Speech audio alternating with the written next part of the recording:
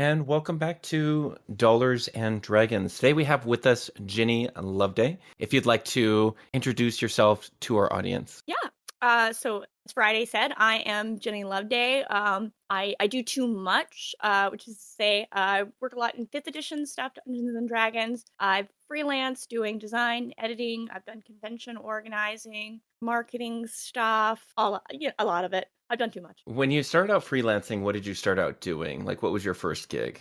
My first gig, I was writing an organized play adventure for a convention out of North Carolina. That was Okay. not the first thing that got published, though.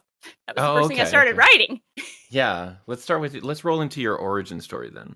So origin story, we need to go back a little bit further than that. If we want to go back to the beginning, I've always been a nerd. There's a lot that goes into that. But anyways, I played Dungeons and Dragons for the first time, not until I got to college, actually, because I grew up in a very small town, Tennessee, and like it wasn't a thing. Played it, was like, oh yes, love this. And then got involved in like organized play, and it came up that we didn't really have any local coordinators there when that was still a thing, and so we weren't getting all of the content that we could have played in our local community. It was Knoxville, Tennessee at that point in time, which is kind of spread like really far east to west. There's a game store far east, game store far west. So my friend Jay Anderson and I decided that we would apply together to be co-coordinators for the area, each managing kind of a store. And so I did that. We got a lot of stuff. It was great. And then I applied kind of on a whim just to get the experience of applying to be the coordinator for the entire southeast region of the US. So everything from Virginia over to Missouri down to Louisiana, Florida. So a huge region.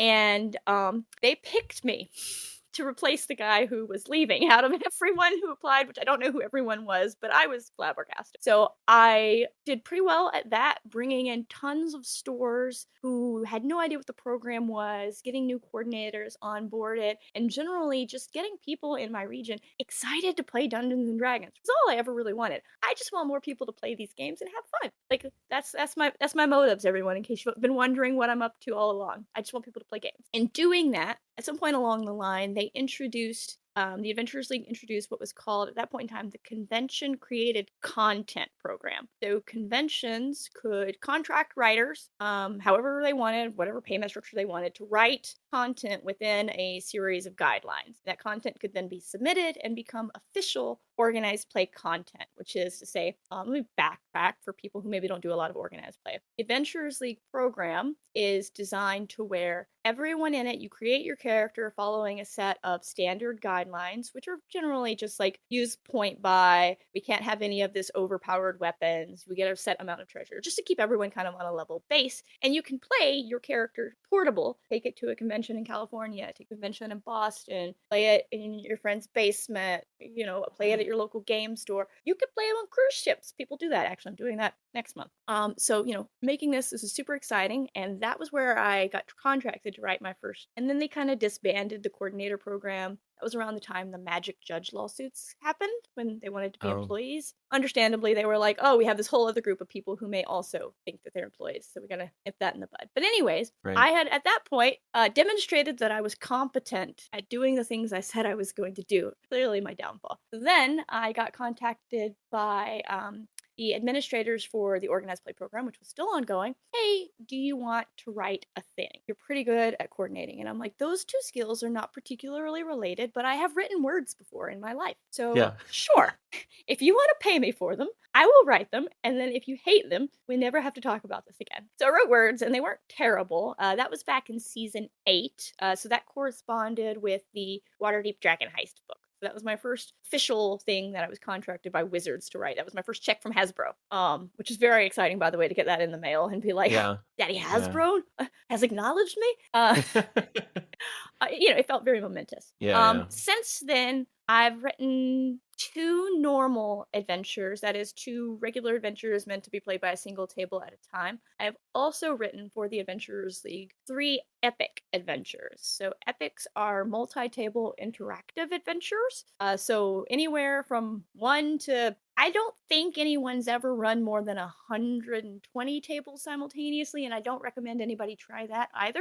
That is a mess. logistically. But Sounds like it. however many tables it is, all play them, all playing the same thing, and what one table does affects the other, so on. And it's super fun. It's one of my favorite things to do at convention. It's hard to replicate that. Yeah, that's So super cool. yeah, so I did that. And, through doing all of that, like, started getting offers from other companies. Like, hey, you've written things. People didn't hate them, which is weird to me, but all right. Yeah, when did that kind of settle in for you as far as like I write things and people respect what I write? So that was actually kind of a weird period in my life. Like, I kind of like internally knew it around 2018, but I was simultaneously going through a divorce and a very early, I don't know, I'm gonna call it a quarter life crisis because clearly I'm gonna live to be more than 50. Fingers crossed, knock on wood. But so kind of around then, but I was still kind of in denial and needed to have a lot of therapy to really, understand my self worth there and then be like, yeah, I am good at this. At that point in time, I was just like, well, they're still paying me for it, so I can't suck. Hadn't really, moved to Chicago, found myself, and then I was like, you know what, I am good at this, and started like actively seeking more contracts, was mentoring people, was helping other conventions figure out how to contract their own freelancers, because if you've never done that, it's like, where do you start? You're just staring at the world and you're like, is there someone out here who can write? And then you realize that you need to write. Is there someone out here who can do good technical writing? I want to I want to pivot to that because I, as the director and like kind of coordinator for the Vineyard RPG, that's been thankfully I had this background in like operations in the military, so I like knew how to do all of that stuff. And like being a for a short period of time I was like a recruiter, I was a platoon sergeant, I was a squad leader, and then I was an assistant operations chief. Yes, you got some leadership skills there. You got you got the know-how, the operations. Yeah. Yeah, I mean, it was my job mostly was like like that grizzled old like being like 30 is like old in the Marine Corps. Yes. So like and I looked way older before I started HRT. It's actually like it's definitely a performance enhancing drug. But for me as a staff sergeant, my job was like to talk to like the lieutenant fresh out of college and like help him just do what he needed to do, and then kind of figure out like how do I make the lieutenant's plan work logistically. So like that's primarily like what, if you ever see like those military movies with like the oldest person in the platoon, that's what their job is. It's just like they like to figure out what everyone's good at and get them all there. Yeah. Yeah, and training and like just being the most experienced person in the platoon, like to advise other people. But like the squad leaders are still out there like doing the thing. They're at like the point of friction, essentially, is what we called it. The person that was like actually doing the mission, whereas platoon sergeant was like handling all the logistical stuff. So a coordinator position like that was not completely foreign to me. I'm very interested in your takeaways and like the things that you learned and like you had wished that you had known when you started coordinating freelancers. Well, I will say, I had, at that point in time, I had gotten my bachelor's degree in supply chain management. So the logistics of things, again, a foreign concept. I know that there's a lot of moving parts, that project management becomes like a, kind of natural thing that you get from that. We got to get A before we can do B, or right, everybody, we can't, so, and I have always had a deep and abiding love of spreadsheets. So especially color coordinated spreadsheets. So, I was already kind of a step ahead of some people who were just like, I don't know, I got some thoughts in my brain pan, and I'm like, have you considered writing them down and then thinking about them again? No, they might be bad. That's exactly the problem. So, kind of helping people, put together. So fortunately, templates were provided by the Adventurers League for these organizations to make their content from. But helping people be like, all right, you found someone and they've volunteered to write and they've told you, hey, I'm really eager, but I've never done it. Not necessarily like a stop. Then you have to get with them and you're like, all right, so you set a meeting and you want to talk to them and you want to make sure that they understand. So the expectations are that you're going to write to what has been contracted. You're going to write to the contract. You're not writing something else. You're not doing your own story, and we're not writing a novel. There's a very important thing to remember if you think you're an adventure writer. It's not a novel. Those are completely separate. In a novel, you decide what happened all along the way. In an adventure, you have no control over it. There are several players who will be deciding that. it's a choose your own adventure, and that is a very different beast to write. So, walking them through the template, and if they understood the templates, that was a great start. If they understood the deadlines, and if they could give me, like a rough estimate on like how they planned to do the work and to meet the deadlines. All right, so I'm gonna start. I think I'm gonna spend maybe a week on putting together an outline, and then we should touch back. And I'm like, I already love this person. They've never done anything, but like they clearly know how to put together a plan. So that's a great place to start with a brand new freelancer. You just want someone who can understand what the expectations are and who is willing to be a good communicator. You're gonna hire a freelancer on, tell you they don't have much experience, they're not great at communicating, it's probably not a freelancer you want. That sounds harsh. Communication cannot be undervalued when you're looking at freelancers, or when you're a freelancer looking at employers. If your employer is not communicating with you, that is also a red flag. You should not be left to flounder. You should have multiple modes of communication, actually, which, I mean, you've got email and Discord for yours at minimum. Yeah, I normally do email, Discord, and then sometimes I Twitter DM, but like very rarely do I use it as my main. That's the abyss of communication. Yeah, I mean, like, you're already accepting the dystopian reality of our digital future if you're on Twitter. So, like, getting a message from me, I don't necessarily know if I want our relationship to exist on Twitter. It's a great place to make the first contact because everyone's visible there, and you're like, hey, are you interested in doing this? If so, can we switch to email? Yeah, it's like I would liken Twitter, at least from my perspective on like being a project manager, having like a town square where like all of TTRPG hangs out, and like I go out there and I'll see like Gabe Hicks, or I'll see Ginny over there, or I'll see like Elaine Ho, and like I'll go over to them and be like, hey, what's up? It's really noisy here. Do you want to go somewhere else to talk? Yes, and then that is exactly how it goes. Same with like Facebook or any of the other things. If you're messaging me, like also Facebook Messenger, like I let people use that for certain things, but for the most part, like that's not a professional mode of communication, and we don't want to do project talk there either. But there's a lot of things to look for, like especially with new freelance, and for experienced freelancers, like that's a whole different thing. Like they know, they generally come in with questions about, hey, what's the timelines gonna be? What are the guidelines? Where's the template? Where's the style guide? What are the expectations? Do you have a sample? When am I going to get paid? All of those questions that even new freelancers should be asking. You should have a little checklist if that's what you need, that you go down anytime someone's like, hey, anytime I get a reach out, my first two questions are, what's the word count and what's the timeline? I can immediately tell you whether or not I'm available based on those two things, and learning how to say no. Yeah, I'm still struggling on that one. Yeah, note that I brought that one up very late in the conversation because I still struggle with it too. Yeah, it's very tempting. You're like, oh, that's a good project. Oh, that sounds fun. Oh, that sounds great. And then you're like, oh, I'm so stressed because I'm so behind. You're like, well, I did this to me. Sometimes that happens with opportunities as well. Like they'll come across like when you're least prepared or least available, and you don't want to say no because you feel like it's the last time you're getting an opportunity like that. I recently accepted an opportunity to do something. I don't regret doing it. I love doing it, but boy, was I anxious going into it. And because I just didn't have as much time as I would have liked to juggle all this other stuff I have going on in addition to doing that. But I wasn't going to say no to that opportunity. In the future, perhaps I can regulate that a little bit better. I'm not at a position to where I'm making, and this is I think the crux of like the issue between freelancing and peace of mind is that a lot of the time you don't know when the next big gig is going to come. You can't tell if something's going to become a big gig normally, except like, because sometimes you get like a little bit of the deliverable like turned in, and like you get paid a little bit amount. Later on, you get a much bigger piece of the pie as a part of that project because then they trust you after you've done good work. So like it's really hard to judge what your paychecks are going to look like, and because of that financial instability or that financial I don't know what you'd call it, uncertainty.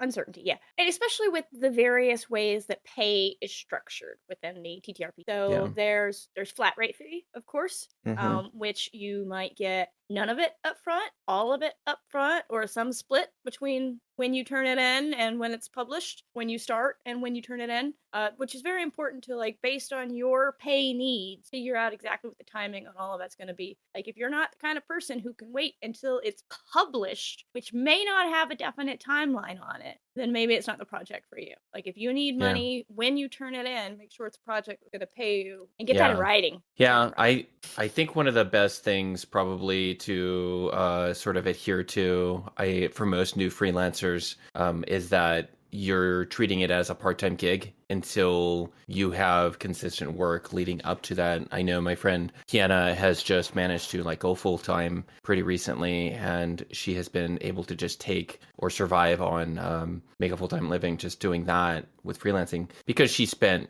2-3 years building up the momentum to Mm-hmm. be in that position. But like a lot of folks, like it takes so long of consistent work in order to get there. And for a lot of people's situation, being a freelancer, especially with the freelancer rates that are out there, is really just not going to support you if you have a family. So most people in the industry actually full-time a different industry and part-time freelancers full-time, as Brian Cortillo Which is said. how I was. Yeah, I was Yeah. working in the IT tech industry or healthcare tech. Uh-huh. Healthcare IT. Let me go there.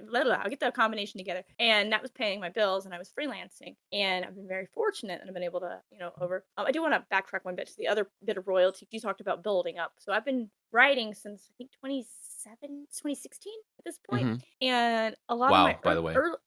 a lot of my early stuff, like I'd get a flat rate and then I would get royalties for the remainder of the project. Royalties Yeah. are hit or miss, but it's also a great way to build up a back catalog that you're getting passive income on. And the larger your back catalog that you're getting royalties on, the more consistent that back can be. And that's an easy way. Well, I don't want to say easy. That's a common way. Simple. A little bit more stability over just like only getting payment here, a payment there, and my royalty report finally loaded from where I pressed start prior to. Yeah, let's talk about it. Yeah, so been writing since 2016, right? And I don't care, I'll share numbers here. And most of that, not all of that, has been on the DMs. That's where the Adventures League stuff is published through, and that's where anything else 5e that uses Wizards IP, they take a huge cut. That's the agreement that you make when publishing on the DMs Guild. They take 50%. Having written since 2016, I've got, this looks like, I don't want to count them all, but this looks like approximately 20 titles. Someone can tell me later if I'm wrong. But anyways, I've only made $17,500 on that, Wow. Okay. where the majority of my income came from, not writing those. Now Yeah. that's just things published drive through or DMs, right? So Right. I've done work through Kickstarters, or stuff that was published on another thing that I just got paid for, and that's not accounted in here. And then, I've also done a lot of editing work, so I kind of varied my skills. So none of that editing work is here. Well, that's not true. Some of the editing work is here because I chose to take a royalty split rather than a flat rate. I could have Yeah. made nothing on those Yeah. projects, which is true of any royalty split. You might make nothing. I've got one. It was a love. We published it a couple of years ago. I've made $60 off. Yeah, that's not very much. No, you could, some of us have the option to start an OnlyFans and make that in like a day, or, you're on your first day, hopefully more than that once you get full time. But I supplement my stuff with, others. Like I've got a Twitch channel. I do marketing. Like I did some marketing stuff earlier this year for Gallant Goblin. And, there's a variety of ways, like still within the industry. It's not to say that you can't have one focus and do well at it. You could just be a designer and do well at that. But, it's going to be a little bit more uncertainty with your income than if you diversify. And that's honestly true of anything. I think for me and like sorry, I was making just a note of like when the blip happened for my editor because I will forget otherwise. Okay. Yeah, so for most people, what I want to get across is that freelancing, writing especially, does not pay as well as it probably should. And I think the rates in the industry are rising, Abysmally thankfully. low. Abysmally low. What do you? Yeah. What do you think about pay advances instead of royalties in like sort of structuring around paying someone an estimated amount that you think that is going to sell for this title, and then if we never reach that amount for royalties, then you just keep whatever you got paid initially, and then you can consider it a bonus or whatever. It's like, hey, we thought this was going to do better, but you still did good work. Here's the pay. Once you reach that amount, then you go then you get royalties after a certain amount. I actually love that. And that's something that I tried. I haven't myself hired very many freelancers because I don't have that kind of capital right now, but my partner has, and that's something that he's done. I'm gonna pay this up front, and keep the royalties until we break that, and then everything after that, we split the royalties, however it was agreed. Confirmed, make this, and I've had that structure for a couple of things I've done, like with Bite Size Gaming, some Kickstarters that I did with them. They're like, you have a couple of payment options when you sign on, and I like that one where it's like, I'd like to take this payment up front that's smaller, and I'm going to put my belief in the project, which means I'll get a larger cut of the royalties, or I could take a bigger upfront cut and get a smaller cut of it. So they give you a lot of options. I really like that, but I do know that that's not something that every company can work because they don't have the free cash flow. Yeah, there's definitely, the margins are really thin on tabletop, and one of the things that we have been looking at for Vineyard RPG, it'll be the first book that I publish. I don't know how it got to this size. Don't ask me how. I just emailed everybody and they said yes. Okay, don't touch me. So I have a team of 20 people now. But That's so exciting. It is very exciting, but also terrifying. Yeah. So I'm just like, I'm riding. You got all that responsibility, and you're like, I don't want to let anyone down. They're depending on me for money now. Exactly. Yeah. I have, I think, outstanding right now about $5,000 more that I need to pay. Hopefully by the time the Kickstarter closes, just so I can get all of my debt from the Vineyard just out the door, and then move forward with the rest of the book after we fund. This podcast will probably drop in the middle of our Kickstarter campaign, so hopefully it's funded. Yay! Yeah. Let's go ahead and give a round of congratulations to it for funding. We're gonna put that out in the world.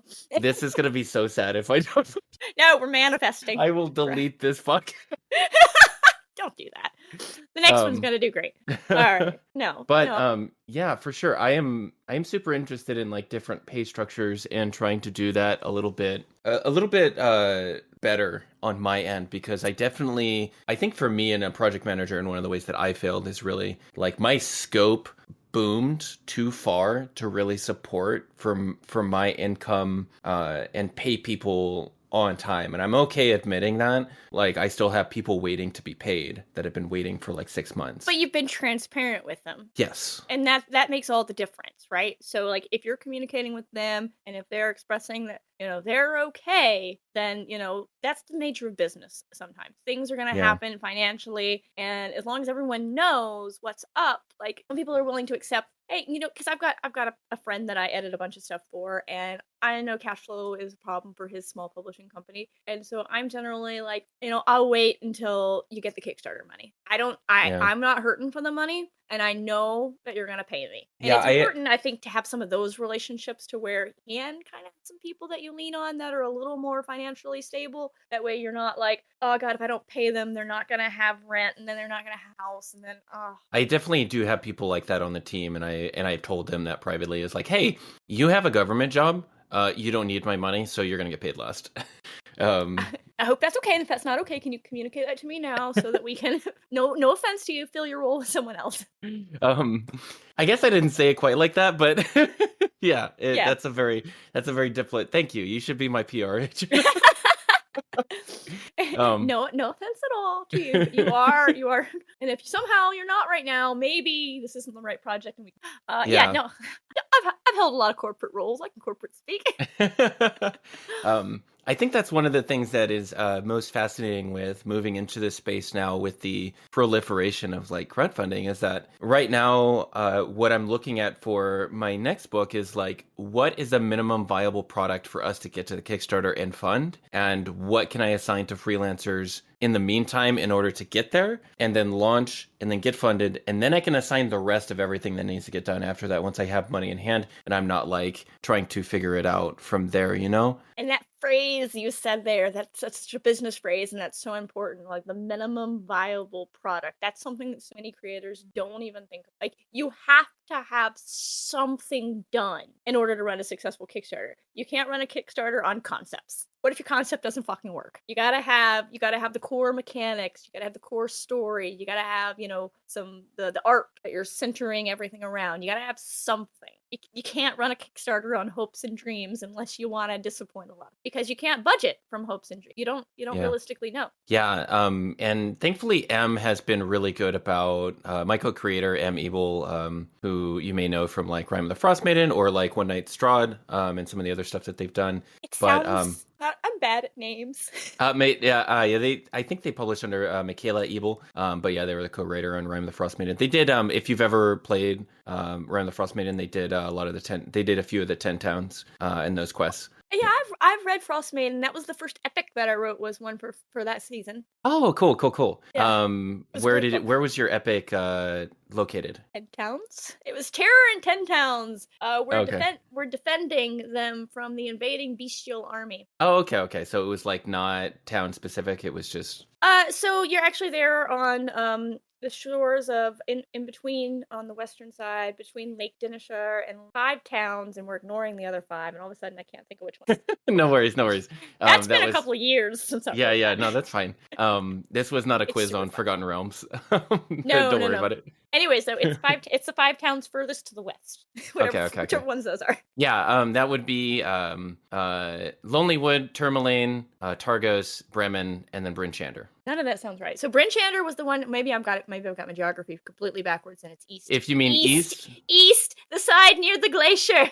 Okay, yeah, the east. The east would have been Caerdinival. Yes, the 2 Cares. East Haven, Goodmead, and Bryn Shander was the one in the back where it's in the center, kind of. Yep. But anyways, so Caer Konig and Caerdinival are there on the lakes. And that's kind of like first, and then you gotta go to all 4 towns or 5 and get reinforcements, convince the town people, call in their allies and everything, and then you gather together whatever forces you could muster there at kind of that piece of land between the 2 lakes as the plains open up to confront the army and stop them, because we've just we went through all the 10 towns, and it kind of takes place like timeline wise, like after you do all the 10 town stuff. So you've just met all these people, and you've already fallen in love with them, and now you've heard about this great threat to them, and we can't they're our friends now. What's the level range for that? It is tier 1. 4. Okay, can you link me to that when you get an opportunity? Yeah. I'm gonna buy that because I run a couple of Rime games a week. I will send it to you, actually. Oh wow, that's generous. Thank you, Jenny. Yeah, I mean it's not real money until I take it off the DM Guild. It's funny money. Oh, okay. I mean, most of my proceeds from the DM Guild, the old adage about is $5 and we're circling it around in the industry. Yeah. Yeah.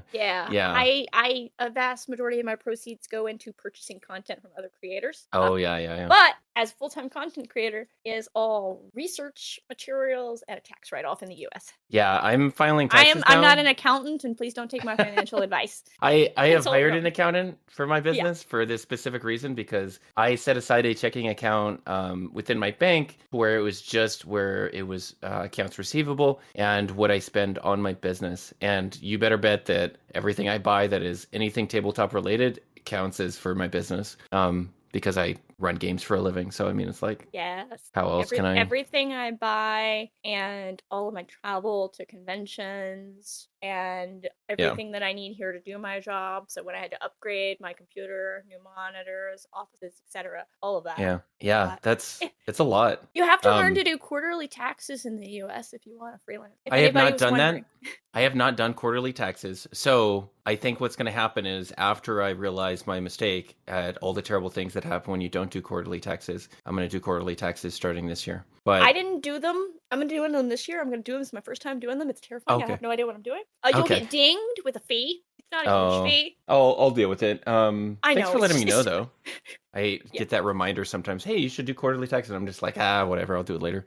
And I fortunately had a W-2 job last year, and the year before is when I started. I only went full time partially through last year, so I was putting aside extra from my W-2 job to avoid getting dinged for the freelance stuff. Right. Yeah. Oh, yeah, that makes sense. I don't have that option. So then let me try to paint the picture accurately here. So you were in a different industry. You're in IT until what year? So full-time gaming, summer of last year. Okay. I was doing enough freelancing to have done it sooner. I'm bougie and wanted to maintain my standard of living. And I also didn't want to become a financial burden so I went until I was freelancing, and then I'm still freelancing, but I also now have a full-time gaming job with Steamforge where I get, I have guaranteed income every month in addition to whatever I pick up. Yeah, that makes sense. Okay. But yeah, no, I mean, prior to that, though, I wasn't doing badly, and combined with like my full-time healthcare IT job, I was pulling in pretty good money. I was also very stressed Yeah. because I was basically doing 3 full-time jobs. Gotcha. Yeah, I understand that. That sucks. Yeah, I'm sure you do.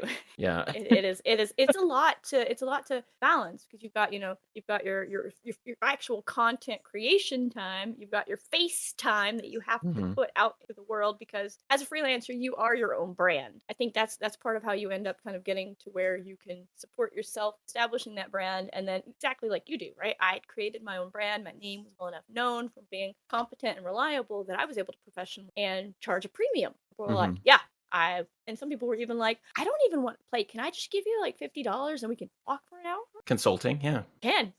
That offer's still available, everyone. You can still give me $50 and talk to me. Yeah, definitely. If I was to encourage anyone to do anything, at least it worked for me and I had a good experience. But there are a lot of professionals within the field who are freelancers that do take consulting. They are open to consulting work. If you are looking to get some advice about like where to go and what to do, I know that we provide on this podcast a ton of great advice, but also it is worth your while in order to support someone directly and like build a relationship in that way.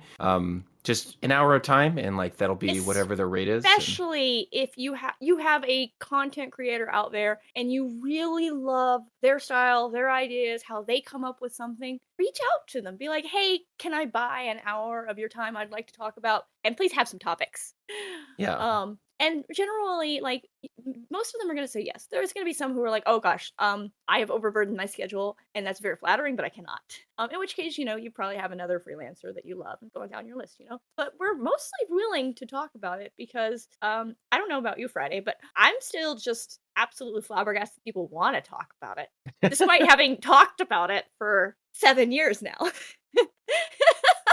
Yeah, I always, I'm genuinely always surprised when I like reach out to somebody for the show and they're like, "Oh, I listened to the show," or "Oh, I've been following you for like however many months," and I'm just like, Yeah. "Really?" It's like this is weird. Yeah, Okay. exactly. So, my first podcasty thing that I did, so Paige Lightman and I took over the D&D Roundtable from James when he moved on to his podcast network and then greater and better things. Because James is amazing. hmm Lovely human. And so, we're like, okay, so James had been reaching out to like big names in the industry and like they wanted to talk to him, of course. But we're like, I don't know, 2 little old women, little old us. And so we're like, I don't know, let's reach out, let's see what they say. Let's just, whatever. And so like we'd reach out to like we had James Wyatt and Keith Baker on. We reached out and they're like, oh my god, yeah, we love your show. And we're like current version of it, or like when it was James. And they're like, no, we listened to your episodes. The 2 of you are great. Your rapport. And we're like, you like Yeah, yeah. us. You You really work for like us?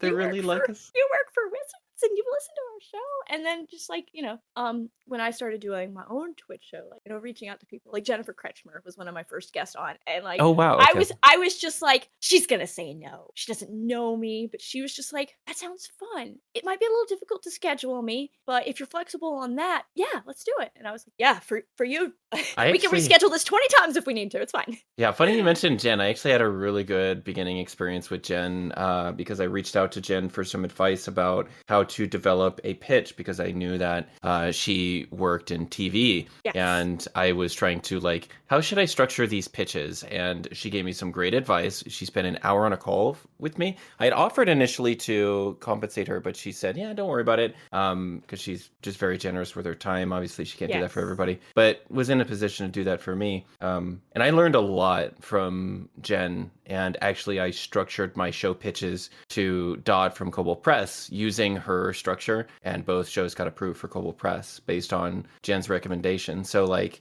I can't say enough about, like, a lot of the people that I've kind of met and then been influenced by and, like, received help from along the way. The tabletop industry is very helpful if you are willing to put in the work and you're not a grifter.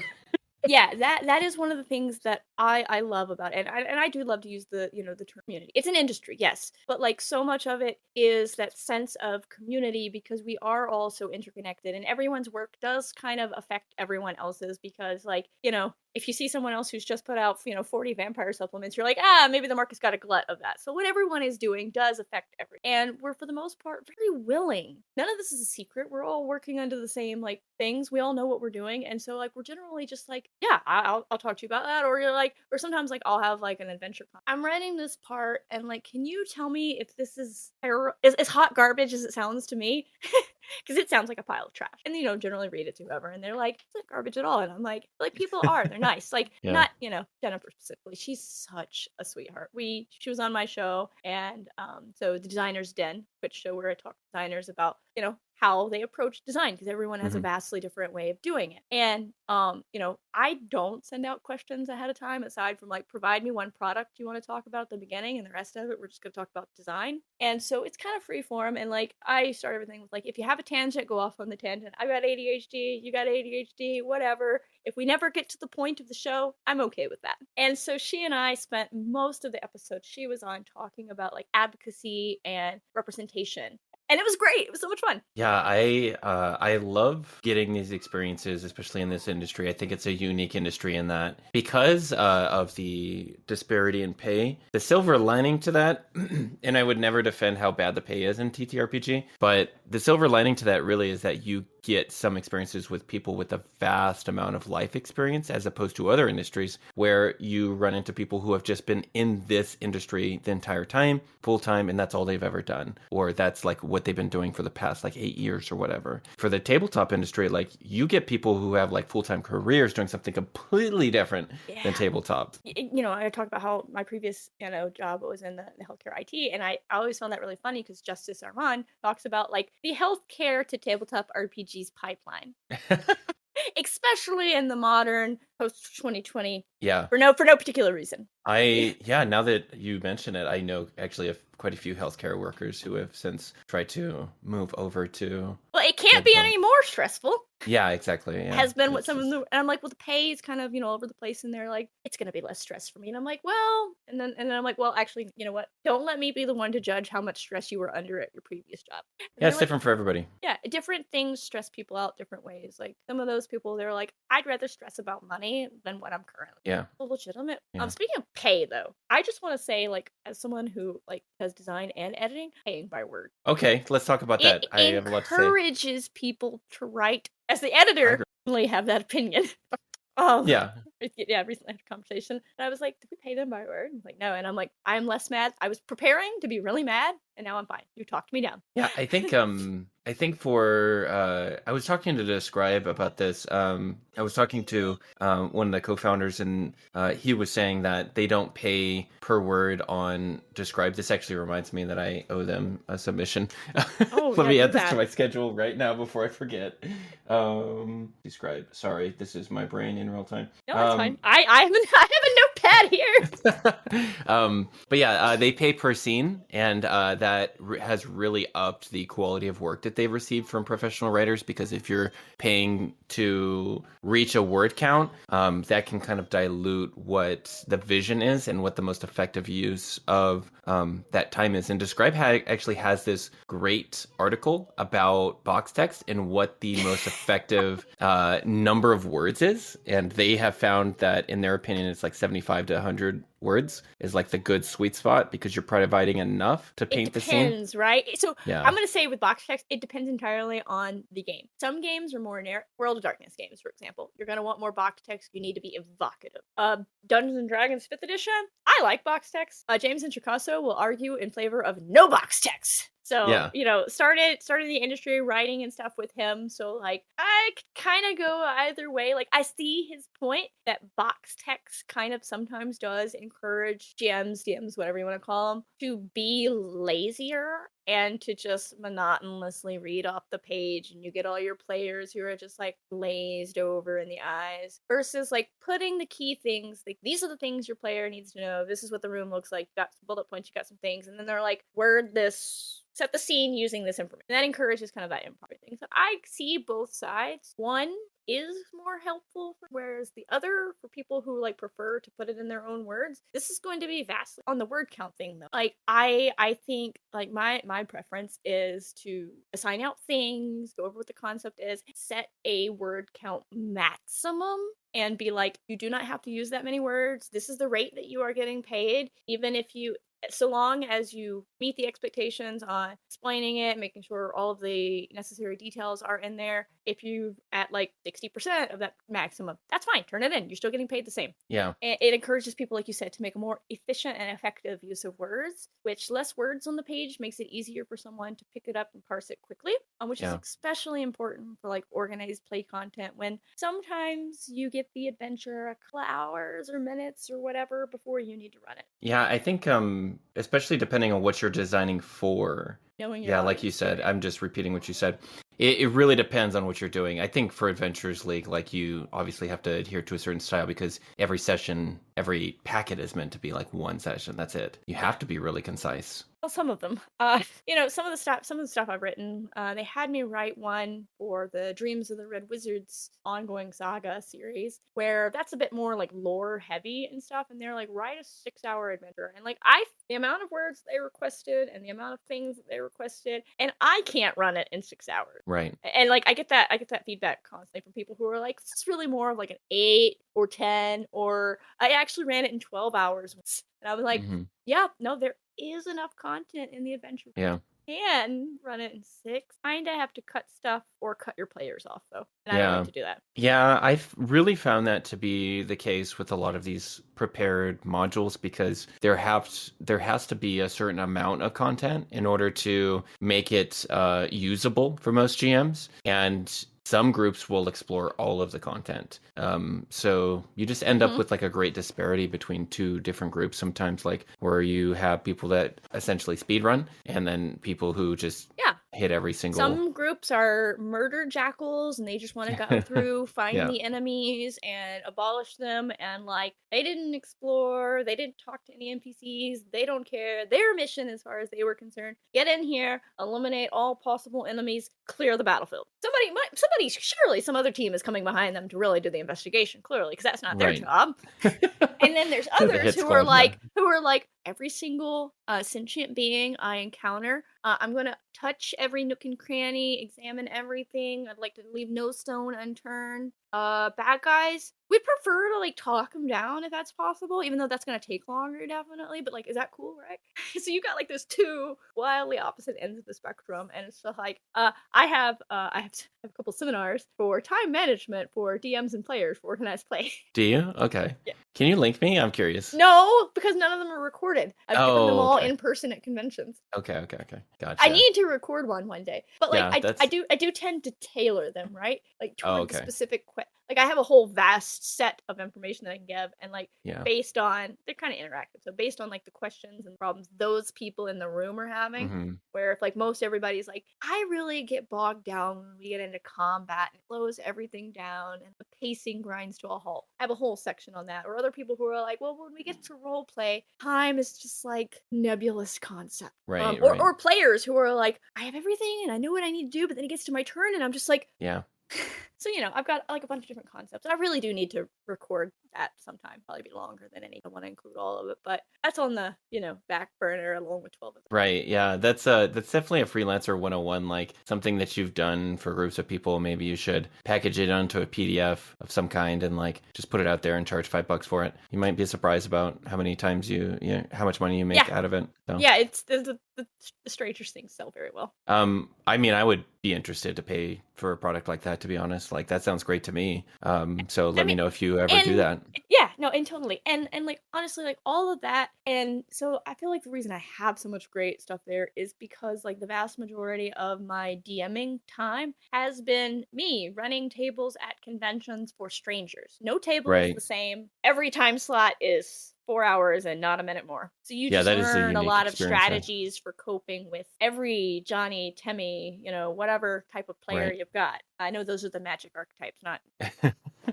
I've written a bit on the different archetypes of Dungeons and Dragons players. Yeah.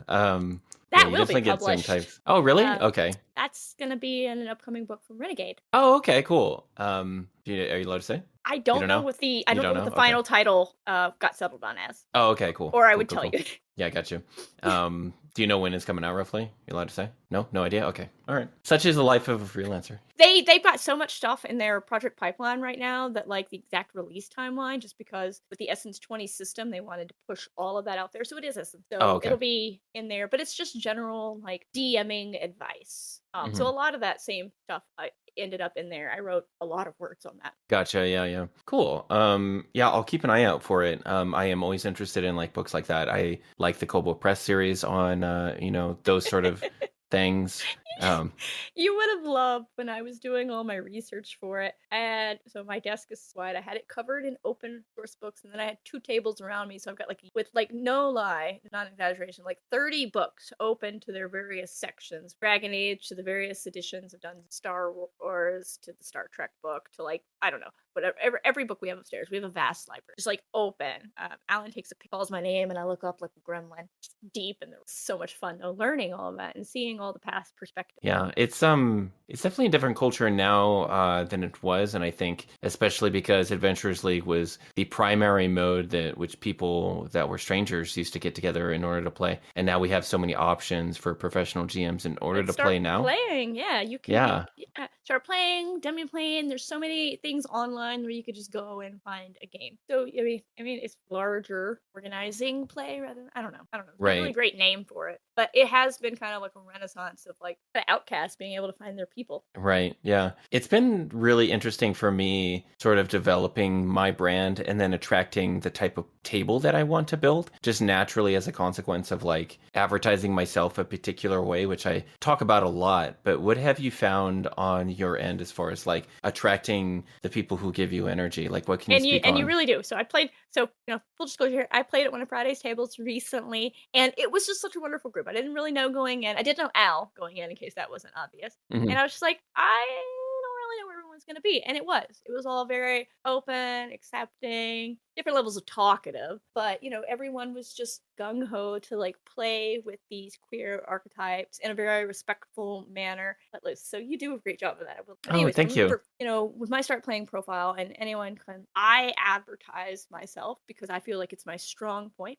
As someone who is there to teach new people in an inclusive, safe environment. Like I've got everything on there. Like my games are they're gonna have queer characters, a little color in them. We're gonna talk about real world issues. Yeah, we are. And I want you to ask me questions. Like I expect that you're new players, that you're coming in. I will help you with the technology issues, character creation. I will help you with whatever it is that you want help with, but I will also let you do it on your own. And then we can kind of go through it. So it's all like a very supportive thing. I do get a lot of families or friend groups where they're like, this is gonna sound stupid, and I'm like, no, it's not. Go ahead. And so like kind of that's kind of the inquisitive, curious, kind of nervous people want to experiment and explore. Like that's the kind of players that I seek out, and that's the kind of players that I see messaging. They're like, hey, I saw your listing. We're kind of, and a lot of them are like, I don't want this to sound bad, but we're kind of looking for a female DM because we want someone who's not going to be afraid to really get into like the emotional side of things. And I was like, I'm not offended by that. I mean, there's plenty of non-female presenting people out there as well who can do that, but I kind of get why they, and they're like, I want to do that, and I kind of want to like get into it and explore it. And I have no idea what I'm doing. I've never played any of these. Great, you come. So I just,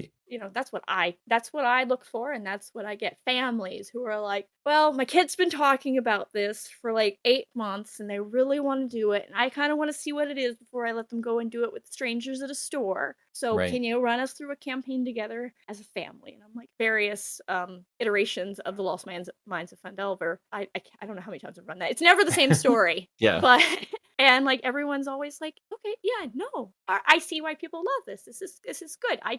So yeah, I think establishing like clear expectations for like the type of player you want. Someone who's experienced, or you looking for people who are heavy into role play, and like I make it very clear too the skills that I like. I can't do voices. Right. I am not gonna have soundtracks for everything. Right. I Yeah. am Yeah. not gonna build out elaborate Roll20 rooms, and I don't. And that's honestly another reason why I seek out new players too, because they don't expect all of that. Like they want. I mean, I give them more than they expecting. Like I provide plenty of visual aids and stuff to really set the scene, because it's hard as a new player to like conceptualize. I'm in a fantasy village, and it has I try to give them that like evocative images, like a little orchard with stuff off, and then they're like, oh, okay, we're in like an agricultural type area. That's a lovely orchard. They probably make mead somewhere. Can I go find the meadery? And I'm like, yeah, it wasn't a meadery, but there is now. And so, just kind of kickstart their imagination. I think a lot of, like you said, the energy that you draw in is going to be the energy that you put out. Yeah, for sure. I think for most GMs, they just need to find enough players. And when I actually consult or like advise people on it, it's very important to understand that you only need, like if you're part-time, you just need a total of 15 to 20 players, because that's still 4 to 5 tables. You don't you don't have to have your business running games for everyone. You need however many you need for a table. So you need to first work out how much do you want to work? What does that translate to in times for tables between prep work and actually running the game? And then what does that in turn translate to, like how many players that you need? And like you're not looking to capture the entire market. You're looking to capture a small part of the market. And that small part of the market. Yeah, capture just what you need. And, you're going to have players who are like, gosh, I really love you and I want to do everything that you do. Like, what was it, Frey? That always shows up at your table? Yeah. Yeah, you've got return players. Yeah, Frey's in almost every one of my games. Yeah, they yeah, were Frey's great. Um, and I will say that like there are some players, especially if we're talking about like investigating a type of GM that you're looking for. And I know that I did this when I was first starting on Start Playing Games as a player. I went and I sought out a femme GM because I knew that I was a queer, and I didn't necessarily want to be undergoing that in my life and like have a masculine GM for whatever reason because of my comfortability with it. Yeah. And that's how I met Katie, who I've been playing with for like 2 years now. I think it's a matter of Is like that finding Katie or a different Katie? No, different Katie. Punning action. There's plenty of Katies, but I was just like, yeah. I don't know. I know that one.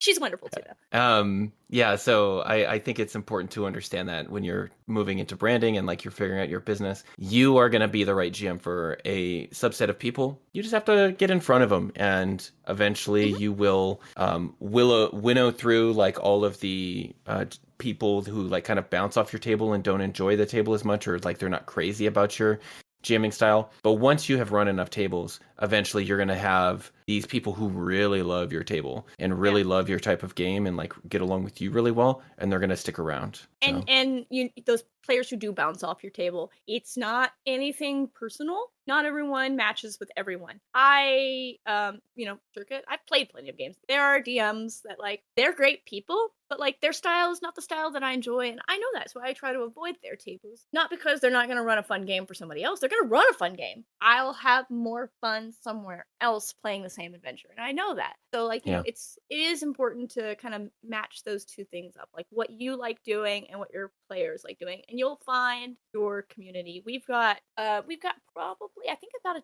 dozen DMs now for Baldman Games that I also who we're doing home game in the cloud, which is essentially like we do campaigns people, and they've got their players who found them through our monthly virtual D&D back every month. They're like, I played this one shot, Amanda, and I really loved how she did it, and I saw that she was going to run a Dragonlance campaign, and I really feel like what I experienced there, plus she'll probably, humor my wacky Kender antics. It's going to be a good fit. And you figure that out, and you get your return players. It's branding. It's branding. Absolutely. Tell me more about your work with Baldman Games. I had no idea that you did that. What do you do for them? So first off, Baldman Games, what is right? So Baldman Games is kind of an event organizer, I think is the best way to describe them. So we're a group. So the RPGA used to be a thing, the Role Playing Gamers Association, got disbanded by Wizard. The Baldman Games kind of filled in that gap of being the organization that would coordinate and oversee Dungeons and Dragons organized play at the major convention. So at that point in time, it's still the Midwest is what that meant. So I guess there's Gen Con and Origins, and then Baldman Games also has kind of their own annual event Planner Fantasy. So that's like the 3 big shows. We've expanded way beyond that now. Baldwin Games is also the official partner for online events for D&D. So every month we do a virtual play weekend, as Wizards likes to call it. It's virtual D&D weekend, what we call it. So those are the same thing for anyone online. But Gotcha. so we DMs, we have a community, train DMs, we provide resources to DMs. We have a community where players can hang out, create content now. We're creating most of the Adventurers League content. The Dreams of Red Wizard series, Moonchase stuff, Dragonlance stuff. My partners are storyline coordinators for the Dragonlance series, and Nice. go to conventions. We bring this content. We find volunteers to run in. I got involved because, again, my entire motive, I want people to play games. I had played some of their games at conventions, and I was like, this is fun. This is a good community. Like, we're all here. So got involved, and then we were kind of expanding, and then when we went more digital.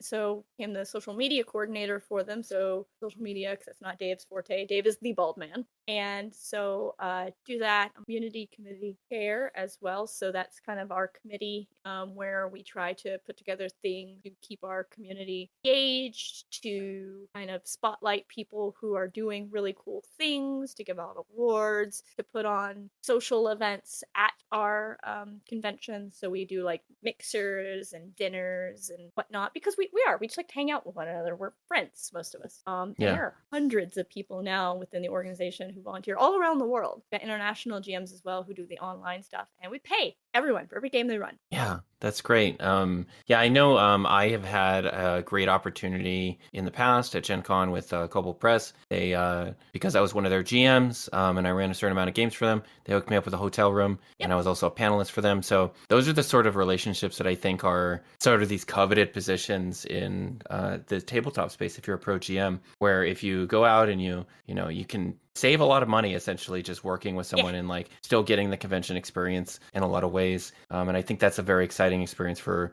a lot of people. If D&D is like your thing and you want to run a ton of D&D and be there and just have the experience of being at the show and get a free hotel room, that is definitely something Baldwin Games does. If you don't want to do any of their shows, like to do my promotion here, but you love Atlanta specifically around Memorial Day in very specifically, you can come to MomoCon, where you can also volunteer for the art department, which is my department, RPG director at MomoCon, and you too can get a free badge, a hotel room share, or you could just come and enjoy the show, and I'll be there.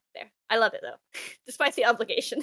We have a bunch of people, Kobold, so Dot and Alexander and all that. But, getting involved with stuff like that, like you said, very fulfilling, and it helps. You get your face there. You're being helpful. You're being knowledgeable. That's really all it is. Like, I do it because I want to do it, and it's just a bonus that it promotes my brand. If you can, as a freelancer, absolutely, it's good to have that convention face-to-face time and then spend a little bit of it working, if you can, getting your foot in the door that way. And even if you're not looking at doing any freelance work or anything like that, sort of putting yourself out there in case you have other skill sets that could potentially get you a job in the future in tabletop. It's probably important to get some face time in there. So, and if you're going to do the conventions, get yourself a snazzy business card, or business cards are expensive sometimes, I know.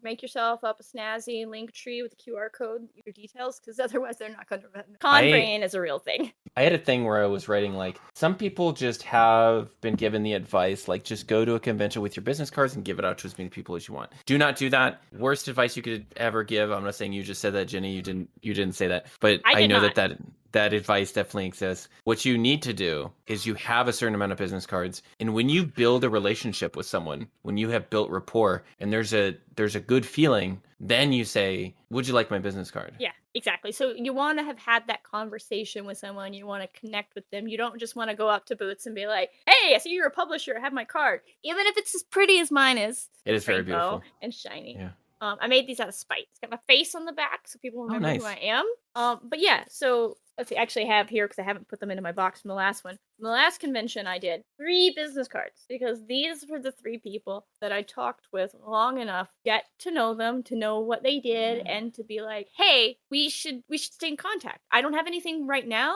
but like, I like what you're talking about. So, I took those. Adrian for the Kaboa. I don't know if you've seen that coming out. Oh, yeah. They are a Black Flag partner, just like us. Yes. South American fantasy, right? Yeah, okay. A I South remember that. American Good. RPG setting. Yeah. Yeah, that's super cool. And they had it up at Hit Point Press Yeah, as their yeah, yeah. publishing partner. Yeah. Yeah, you So can go get the preview of that if you're interested. Oh. it's Yeah, on like yeah, I just said. audio only Yeah. here. But Yeah, I know.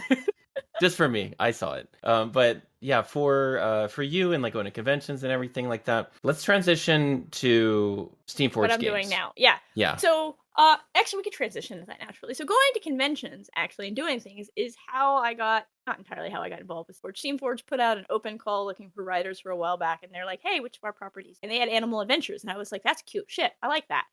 Yeah, I'd like to write for it." And so I did. And then they had been looking for volunteers at GaryCon to previews for Dark Souls RPG. And I was like, "Yeah, I can drive to that. I could drive, so you don't have to airfare me." We're like, "Oh, we like that." So I went there and ran games and demonstrated my competence. And then I have this problem where, like, if I'm at a convention and I'm not working and I see work that needs to be done, I can't really help myself. I tend Right. to do work You're addicted.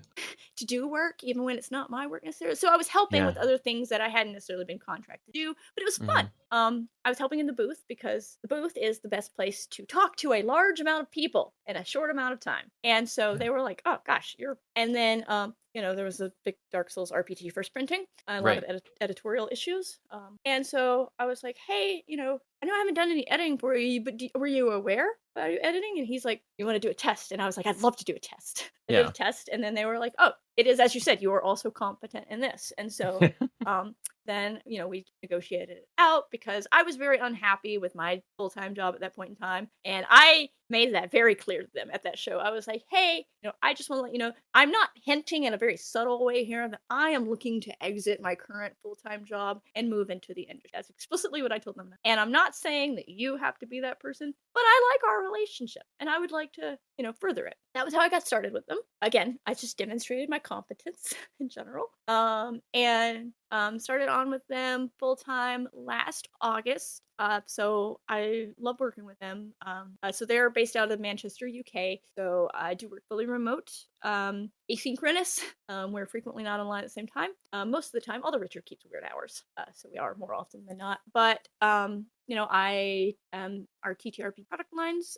So Dark Souls, Halliners, Animal Adventures, Adventures in Active Class. Not so much that, because most of that work that's previously out there was done before I started in. As was the Dark Souls core rulebook. You'll note that it does not have my name in it. When I established that, everybody, I had someone online who was like, "This is your fault. You edited it," and I was like, "Did you check the credits?" Yeah, that is a lie. Slander. Matter of fact, I opened the book. They sent it to me for the preview, and I was like, he type.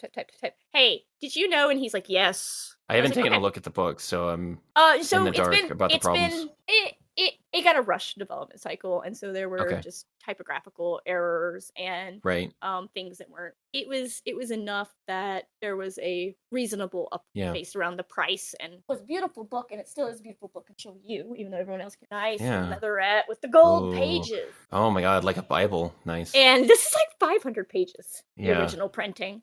They pared it down by changing the layout, and so the new version is out there now. It's actually released, so everyone can buy it. It's on shelves at retail stores now as of this year. It looks great now. And we've just released the PDF for our Tome of Strange Beings. So that's the Dark Souls bestiary, and I'm super excited and very proud. The wonderful feedback we've gotten online, especially whoever it was on Facebook, I think, who was like, "You must have gotten a new editor because I didn't notice very many issues in this book. Congratulations." And I was like, "You like me? Oh, wow.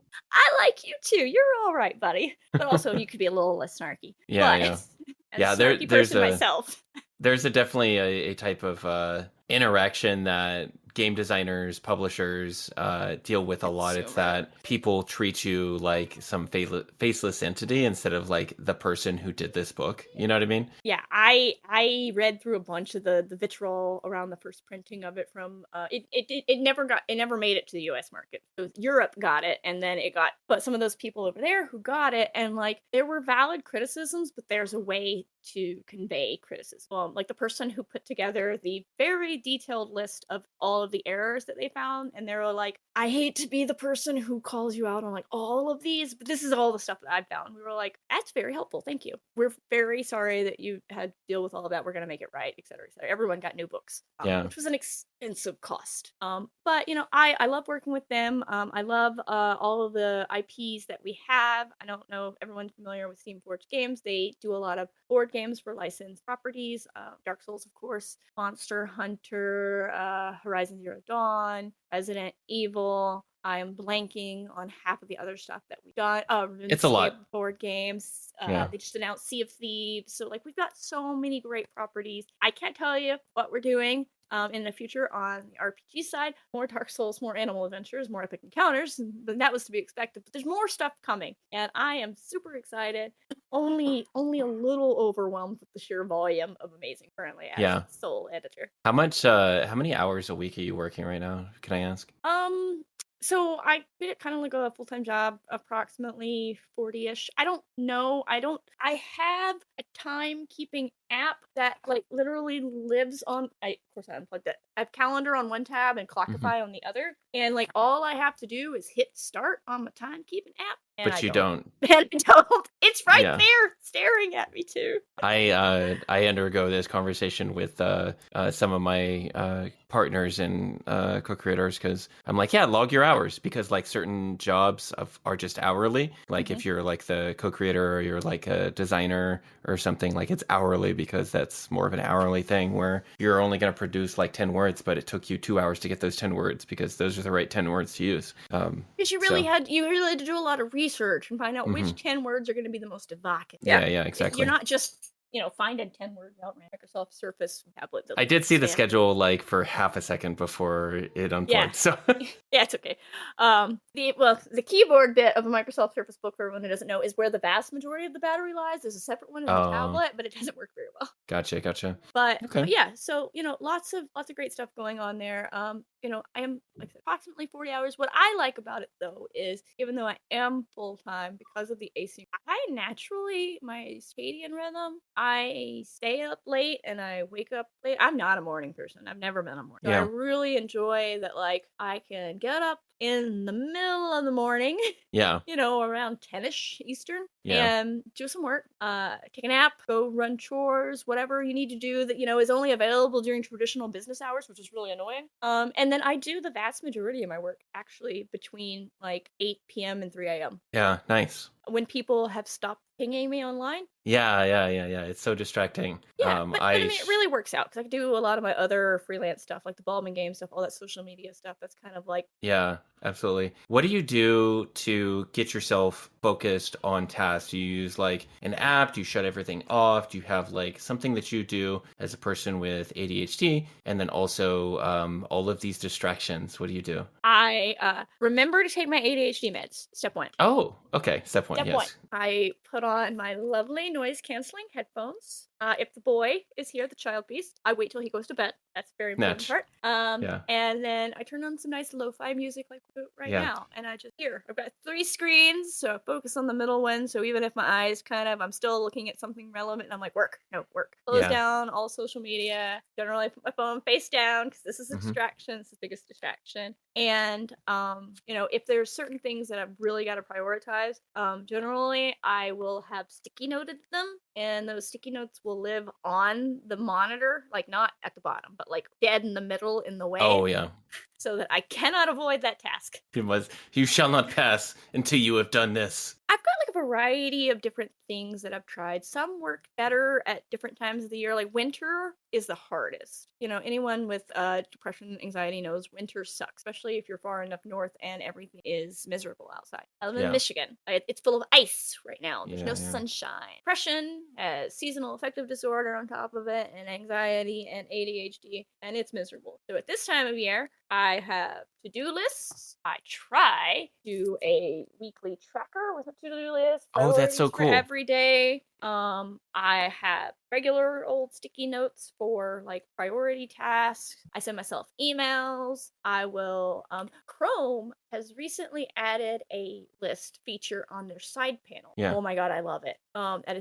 It's been so helpful because instead of leaving all of those tabs open at the top, I can put them all in my reading list in the order that I need to go through them. So if it's like I have all these documents out of a Google Drive, I start when I've finished it, I go down to the next one. That's a thing? It is a new thing. How do I find this thing? So up at the top next to your little picture that you would click to get like your drop down, Yeah. there's a little button that says show side panel. And you can go to any tab you're on, right click it, and add tab to reading list. Wow, Ginny, you've blown my fucking mind. I know. I only read the new features thing that Google sends out because I have a Pixel phone, and I read that, and I was like, shut up. That's amazing. I'm gonna use this immediately. That's incredible. I turned to my partner and said, "Did you know they implemented a reading list?" And he's like, I was like, "Okay, clearly you're not as excited as I am." But yeah.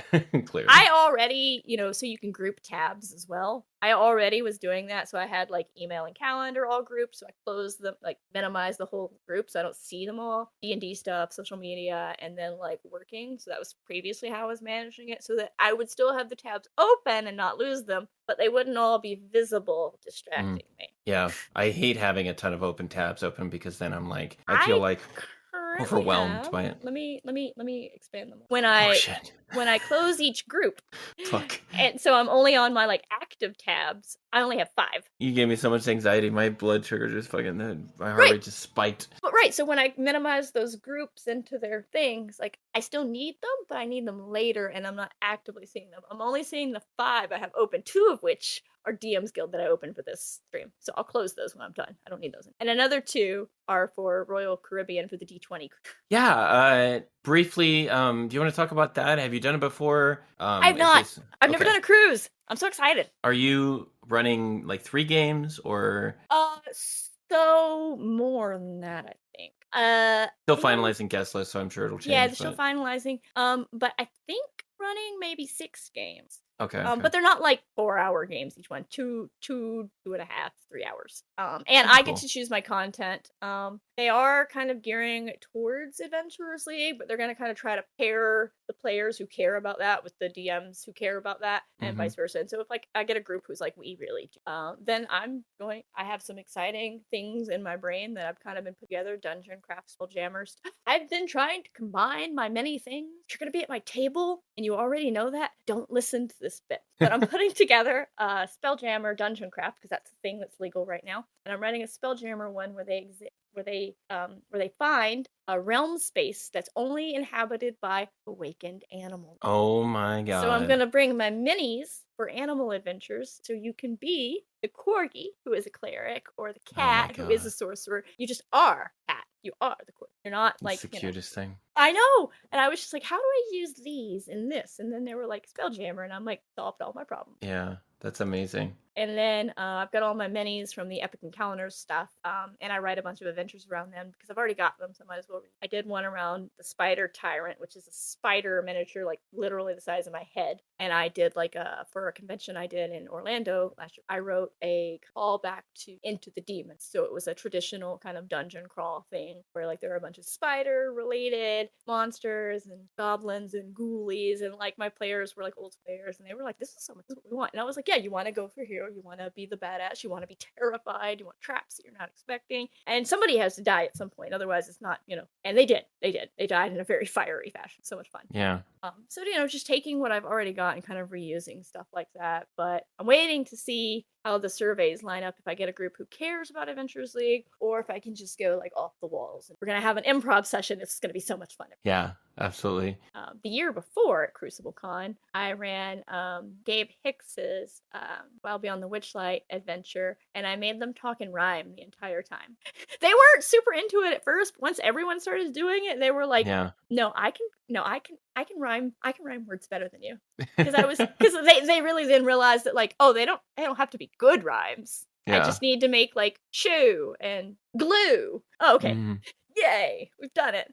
But it was yeah. fun seeing them like rack their brains and trying to think of like, how can I answer the question of the NP? Like that became part of it. The longer they talked in rhymes without fucking it up, the more bonuses I gave them in games. So, like they were incentivized for it. Like things get easier, difficulty levels go down, and like you become more powerful because like that's the thing in the realm is like it's about poetry, rhyming, and artistic expression. And that was so much fun. And, like people were pouring in and they were like, somebody said we should come back here to see the table talking in rhymes, and I'm like, oh, that's me. But yeah, there's so much you could do, so much like, and still be adventurers. Like that was an adventurers like game. There's a lot of flexibility there. There is, There's so much content out there now too, yeah. since the inception of 5th edition. I do, unfortunately, need to cut us off. We have plenty of stuff to talk about if you ever want to come back. Do you want to talk about anything that we haven't talked about yet, or like anything you want to plug or anything you want to talk about? Yeah, so I'll just give my where everyone can find me this year and where they can find me online. All right. So I guess if you're looking to hang out with me this year in person, by the time this airs, it'll probably be too late to get on that D20 cruise sailing out of LAX. Los Angeles port, but they're going to be doing another one of those next year or something. After that, I'll be at MomoCon. By the time you hear this, it will still be potentially a good time for you to come volunteer for me, actually. Volunteer registration is open through May 8th. You'll find me after that at Gen Con. I'll be working for Steamforged Games there. I will be at the booth, more at the booth, and the bar is a very wide and varied selection of places, so if you just text me or message me or whatever if you're at Gen Con, and then Dragon Con, and then Gamehole Con. That's where I'll be. If you want to find me online, it's at Ginny Loveday on everything. Yeah, wonderful. Thank you so much, Ginny, for coming on. Thank you, Friday. This has been great. This has been fun. I love hanging out with you. Yeah, it's been a great time. Hi, thanks for listening. If you want to support me, you can find me on Patreon at patreon.com/isfriday, or you can find some of the work that I'm doing at vineyardrpg.com if you want to pre-order the book that we made.